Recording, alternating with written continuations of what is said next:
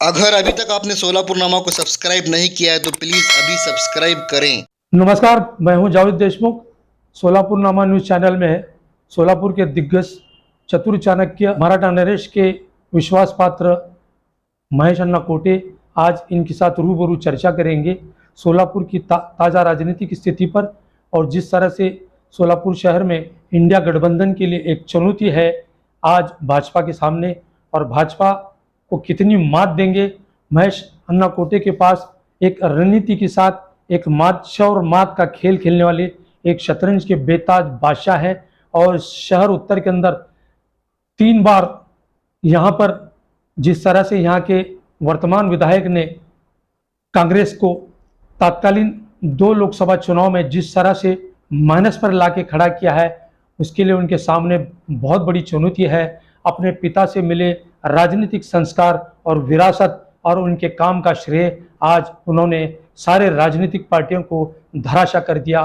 कांग्रेस 44 थी 14 पे आ गई और राष्ट्रवादी को एक नई ऊर्जा प्रदान करने के लिए आज उन्होंने अपने हाथ में तुतारी लेकर भाजपा के सामने बहुत बड़ी चुनौती खड़ी कर दी है। आज उनके साथ हम खुलेआम चर्चा करेंगे और सोलापुर लोकसभा में भाजपा के पास बुनियादी मुद्दों के अलावा क्या धर्म और जात पात केवल हिंदू तत्ववाद पर चुनाव मैदान में है वो कितना गंभीरता से लेते हैं। महेश अन्ना कोटे के पास इसके सारे सवाल के सारे जवाब हैं। आज देखना है। महेश अन्ना कोटे, सोलापुर नामा में आपका स्वागत है। हम आपसे प्राथमिक तौर पे ये कहेंगे कि जिस तरह से भारत की राजनीति में भारतीय जनता पार्टी और मोदी सरकार दोनों एक अलग विकल्प है और आरएसएस के लिए मोदी और अमित शाह चुनौती है या भाजपा के लिए मोदी और अमित शाह चुनौती है, कितना मानते हैं इस बात? आप देखते हैं अभी तक कोई भी गवर्नमेंट रहे तो कांग्रेस की गवर्नमेंट हो ऐसा कहा जाता था, लेकिन यहाँ पे आज हम देखते हैं कि कोई बीजेपी की गवर्नमेंट नहीं बोलता है। वो सभी लोग बोलते हैं कि ये मोदी की गवर्नमेंट है। परसों ही हमारे डिप्टी चीफ मिनिस्टर यहाँ पे आए थे सोलापुर में फॉर्म भरने के लिए। उस समय वो दोनों कैंडिडेट के बारे में उन्होंने यही कहा कि आप कैंडिडेट मत देखो, मोदी को देख के वोट दो। जो गलती गए 2 टर्म में लोगों ने की, मोदी को देख के वोट दिए, वो दोनों हजार फेल हो गए और उनका टिकट मजबूरी से क्यों ना हो पार्टी को कट करना पड़ा कि क्योंकि उन्होंने कुछ भी काम नहीं किया। इन पिछले 10 साल के अंदर ये दोनों खासदारों ने सोलापुर में किसी भी तरह का विकास नहीं किया। कुछ भी नहीं किया। इसके लिए भाजपा ने मजबूरी में तीसरे आदमी को विकल्प बना के लोगों के सामने पेश किया और आज वही बोलते हैं कि ये आदमी भी है, उसको मत देखो। हाँ, यानी ये भी काम करेगा ऐसा गारंटी नहीं है। उन्होंने ही नहीं दी है उसकी गारंटी। भाजपा को खुद ही गारंटी नहीं है कि ये काम नहीं करेगा। ने बोलना चाहिए था ठीक है कल गलती हो गई रहेगी हमारे कैंडिडेट से। हाँ। लेकिन ये कैंडिडेट वैसा नहीं है, ये काम करने वाला ऐसा बोलना चाहिए था एक्चुअल। हाँ। और वैसे नहीं कहते हुए उन्होंने कहा कि आप इनको मत देखो। हाँ। मोदी को देखो। मोदी को देखिए। इसका मतलब है ये भी कैंडिडेट कुछ काम नहीं करने वाला। इसका certificate deputy chief minister mister Devendra Fadnavis ने दे कर गए। इन्हें सोलापुर की जनता को आगाह करके गए कि ये भी काम नहीं करेगा। इसका विश्वास खुद देवेंद्र फडणवीस ने दिला। अब सोलापुर की जनता इसको कितना सीरियस लेती है, कितना गंभीरता से लेती है। तो सोलापुर, उत्तर सोलापुर में कांग्रेस आज पूरे माइनस में है। सुशील कुमार शिंदे एक दिग्गज, एक राष्ट्रीय स्तर के नेता हैं। आपने सारे मतभेद भुलाकर, सारे गिले शिकवे भुलाकर, तमाम राजनीतिक अन्याय के बाद भी आज आप उनको खुले तौर पर, आज आप इतना बड़ा साम्राज्य, आज 1,500 से 2,000 की कार्यकर्ता की टीम आज सोलापुर उत्तर में काम कर रही है, सिर्फ ये देखकर कि संविधान और कांग्रेस और इंडिया गठबंधन और पवार साहब के आदेश का आप पालन कर रहे हैं, आप दिल से काम कर रहे हैं। आप कांग्रेस को कितने प्रतिशत वोट और कितने वोटों में इसमें शामिल करेंगे? मैं ज्यादा कुछ नहीं कहता हूँ। गए थे इस मतदार संघ से बीजेपी को 63,000 वोटिंग का लीड था। उसमें से 50,000 भी वोट हमने अगर माइनस किए तो 1 लाख वोटों से वो माइनस होते हैं। तो वो काम चमत्कार उत्तर का मतदार संघ उसका उत्तर दे देगा वो। हाँ, मतलब कांग्रेस की तो उत्तर कुछ में से 1 लाख का फर्क दिख के आएगा। बहुत बड़ी चुनौती है। हाँ। यानी सुशील कुमार शिंदे निश्चिंत हो रहे हैं कि अब उत्तर सोलापुर के अंदर महेश कोटे उनको 1 लाख वोटों के करीब करीब पहुंचाएंगे। इन्हें सुशील 1 लाख वोटों से उनका कैंडिडेट का बीजेपी का वोटिंग कम हो जाएगा उत्तर से। मतलब पिछले का -6 से और प्लस में दे देंगे आप वापस। नहीं, मैं क्या बोल रहा हूँ, 63,000 में से 50,000 भी अगर हमने माइनस किया हाँ, तो वो 50 ऐड हो जाएंगे प्रणीति शिंदे को। ओहो, यानी 50 माइनस एंड इधर ऐड 50। बहुत बड़ा चैलेंज।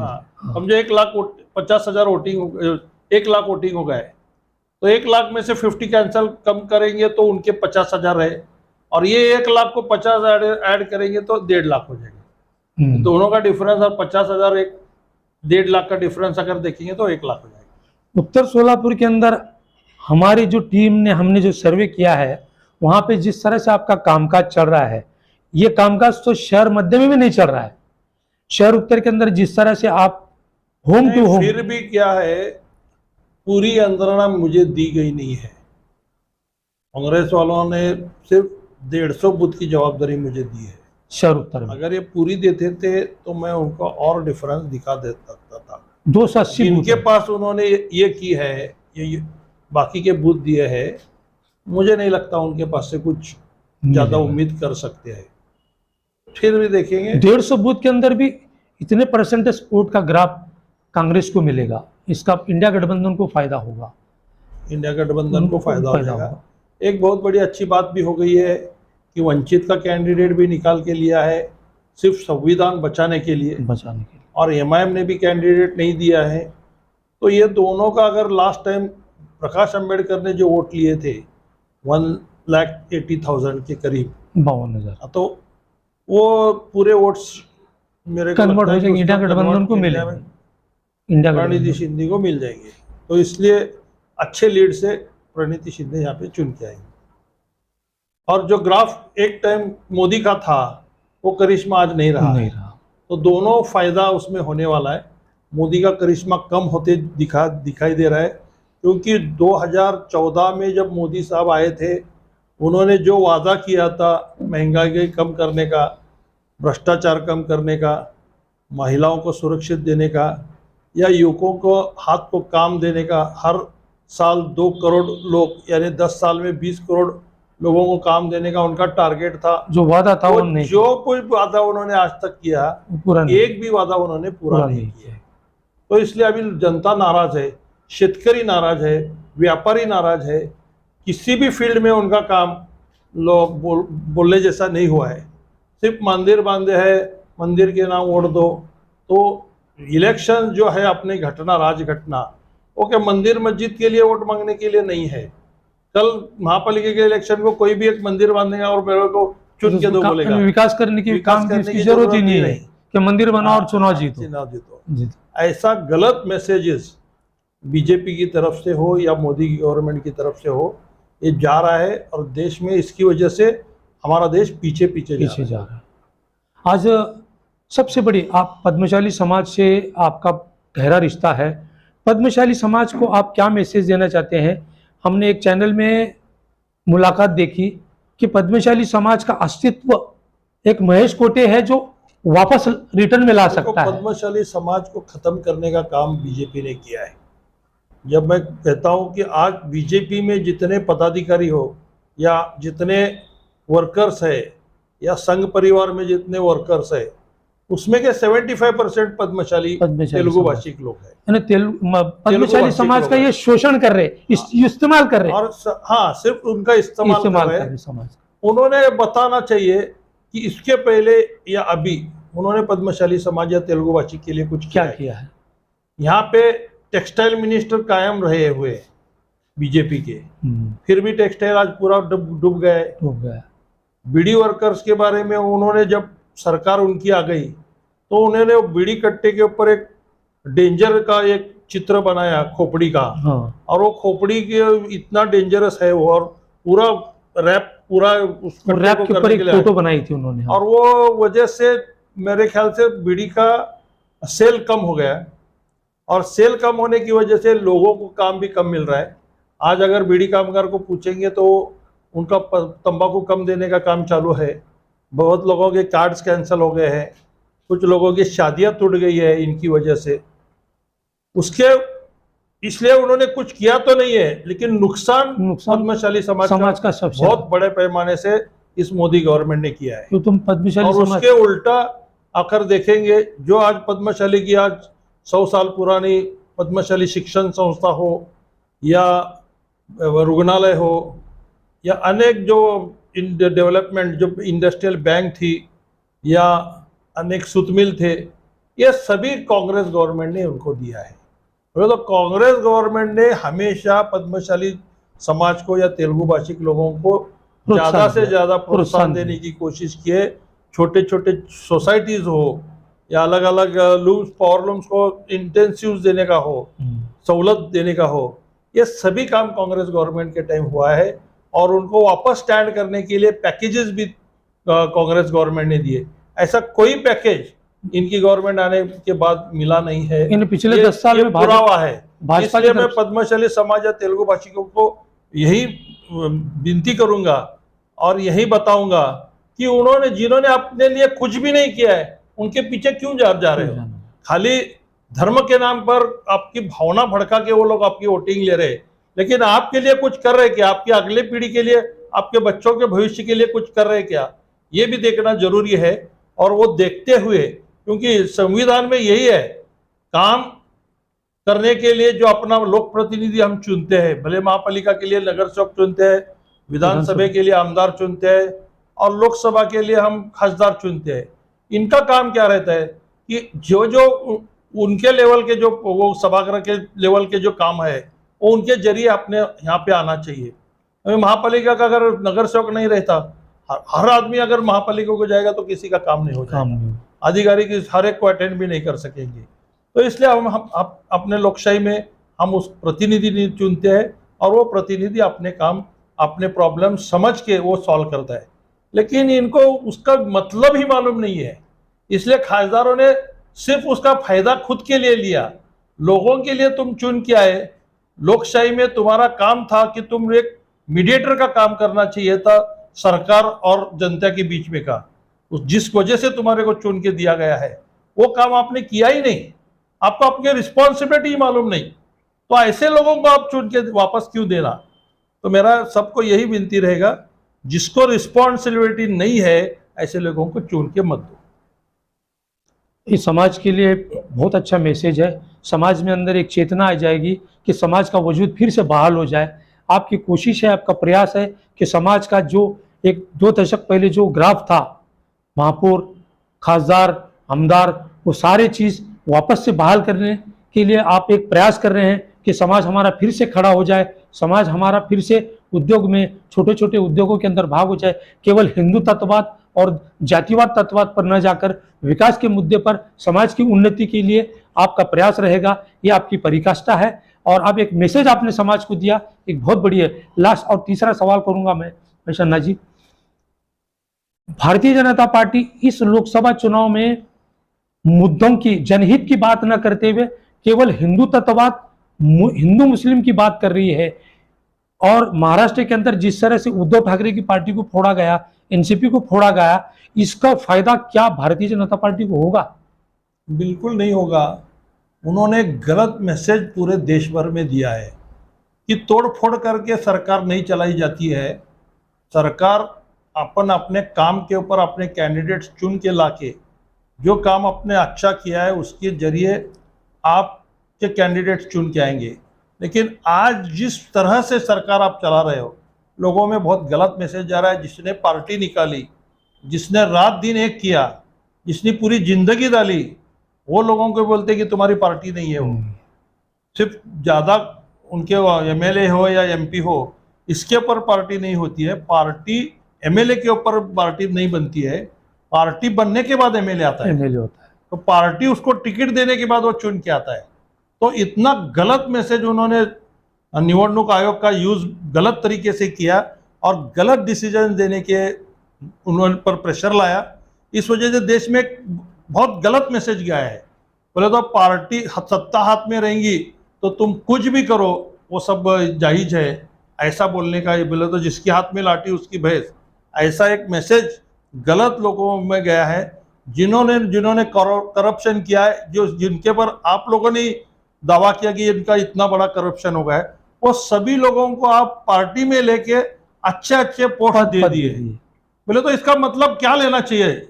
आम जनता ने आपका पार्टी का आदर्श क्या लेना चाहिए? जो भ्रष्टाचारी है उनको बुला के आप बड़े बड़े पोस्ट दे रहे, तो आपके पास से क्या लेना चाहिए? आज बीजेपी का कार्यकर्ता खुद हैरान है कि मैं कहाँ हूँ। मैं इतने साल बीजेपी के लिए लड़ा, मैं इतने साल बीजेपी ठहरा करने के लिए ये किया, और जब अच्छे दिन आए कुछ पार्टी के लिए तो अपने पद अपने आदमी को नहीं देते हुए दूसरे को लाके उनको दे रहे, जिसको खिलाफ हमने आज तक काम किया, जिसके खिलाफ हम बोल के लोगों को अपने पार्टी को वोटिंग मांगने के लिए ये किया, और उसी लोगों के हाथ के नीचे अभी वो लोग काम कर रहे हैं। इससे बड़ी दुर्दशा उनकी कुछ नहीं हो सकती। मुझे लगता है शोलापुर में 2-4 अपने जो आमदार थे, गए टाइम मिनिस्टर थे, लेकिन अजीत दादा को लेने के बाद उनकी मिनिस्ट्री भी गई है। तो आज वो कितने दिन से काम कर रहे हैं मुझे पता नहीं है। नर्वस मूड में ना इलाज से वो काम करने का सिर्फ कर रहे हैं, क्योंकि पार्टी का कोई गलत अपने पर एक्शन न हो इसलिए कर रहे हैं। वो दिल से काम कर रहे हैं ऐसा मुझे नहीं लगता है। मैंने भारतीय जनता पार्टी को महाराष्ट्र की जनता सबक सिखाएगी कि तोड़फोड़ की राजनीति पर विश्वास न करते हुए ये भारतीय जनता पार्टी इस बार बैकफुट पर आएगी। ये आपका कहने का मतलब ये है। और सोलापुर शहर की भौगोलिक स्थिति देखेंगे तो महंगाई, बेरोजगारी और भ्रष्टाचार, जिस तरह से 22,217 इलेक्ट्रल बॉन्ड इन्होंने खरीद कर 80% इलेक्ट्रल बॉन्ड के जरिए चंदारिया ईडी के माध्यम से, इनकम टैक्स के माध्यम से, सीबीआई के माध्यम से, जो मैं कुछ ना खाऊंगा ना खाने दूंगा बोलने वाले, सबसे ज्यादा भ्रष्टाचार कैसे किया जाता है ये दुनिया के लोगों को सिखाया इन्होंने। बोले तो नीचे से कार्यकर्ता को भी उन्होंने सिखाया है कि भ्रष्टाचार करो, पैसे खाओ, और कैसे खाना चाहिए वो भी उन्होंने मतलब मुझे लगता है लेसन दिया है। मैं जानना, और आखिरी सवाल और एक करूंगा, 7 मई चुनाव होने वाला है, तो 16 लाख मतदाता हैं हमारे, तकरीबन 58% से 60% मतदान होगा। इससे इंडिया गठबंधन को कितने मत मिलेंगे? एक लमसम आंकड़ा कितने तक मिलने की संभावना है 6 विधानसभा में? 2 लाख का वोटिंग से ज्यादा वोटिंग से प्रणीति शिंदे चुन के आएंगे। इन्हें तकरीबन 9 लाख के करीब वोटिंग होगी। 2 लाख से ज्यादा वोटिंग से चुन के आएंगे। राम सातपुते को कितने वोट मिलेंगे अंदाजा? मैं आंकड़ा ये नहीं बोलूंगा, लेकिन मैं बोल रहा हूँ कि कितने वोट किसको जाते हैं, उससे ज्यादा लीड जो है वो लीड 2 लाख के ऊपर रहेगा। यानी लोगों का रोष, लोगों का रुझान, लोगों की नाराजगी, महंगाई, बेरोजगारी, ये सारे मुद्दों के आधार पर प्रणीति शिंदे 100% चुनाव जीत जाएगी। 2 लाख वोटों से भी अधिक लीड से वो चुनाव जीत जाएगी, ऐसा आपका अनुमान है? हाँ, तो अनुमान नहीं, गारंटी है। मतलब एक आत्मविश्वास के साथ। और सोलापुर शहर उत्तर के अंदर कितना लीड दे सकेंगे मैं प्रणीति शिंदे? बोला ना 1 लाख का लीड जो है उनके 50 कम करके हमारे 50 बढ़ाएंगे। हाँ। तो 1 लाख का डिफरेंस उनको दी। आपके ऊपर 150 बूथों की जिम्मेदारी है, बाकी के 130 बूथ उन्होंने अन्य को दिया है। वहाँ पे उन्होंने कुछ भी नहीं किया, तो भी हम वहाँ, मुझे अगली इलेक्शन लड़ना है। हाँ। तो उन्होंने हमें बूथ नहीं दिया, तो भी हमारे कार्यकर्ता वहाँ काम करने लगे हैं। वो क्यों? तो आपकी जो टीम, वो बूथ में भी हमारे कार्यकर्ता काम को लगे हैं वहाँ पे। मतलब इसके लिए 1 लाख से भी ज्यादा वोटों का टारगेट आपने लीड का दिया है। मतलब आप टारगेट पूरा करने के लिए बीजेपी को माइनस कर रहे 1 लाख से। प्रणीति शिंदे लीड नहीं 1 लाख मतों से माइनस कर रहे हैं हम। अच्छा, मतलब इन्होंने 67,000 माइनस है यहाँ, तो उसको 1 लाख में कन्वर्ट कर रहे हैं आप लोग। Thank you very much Mahesh Anna ji, आपका समय हमें दिया। एक अच्छा ज्ञान, एक राजनीतिक है। आज कांग्रेस को निश्चिंत होना चाहिए कि महेश कोटे जैसे एक दिग्गज नेता, जो जिन्होंने अपने बलबूते 21 निगम पार्षद महानगर पालिका में चुन के लाए, अपनी ताकत पर, जहाँ पे शिवसेना का कोई वजूद नहीं था वहाँ पर 21 लाए। उसके बाद भी पार्टी ने उन्हें अनदेखा किया, लेकिन आज भी उनका मनोबल और उनकी काम की जो क्षमता है, काम करने का जो श्रेय है, जनता के ऊपर उनका विश्वास है, लोगों के काम करने का विश्वास और महेश कोटे पर किया गया लोगों का विश्वास, इसका एक उदाहरण है कि उन्होंने आज सीधे तौर पर 1 लाख मतों से भी ज़्यादा उत्तर सोलापुर में इंडिया गठबंधन को देने का जो एक चैलेंज उन्होंने जो किया है, हम धन्यवाद करते हैं। और महेश अन्ना जी, आपका धन्यवाद, सोलापुर नामा में आपने मुलाकात दी। Thank you very much.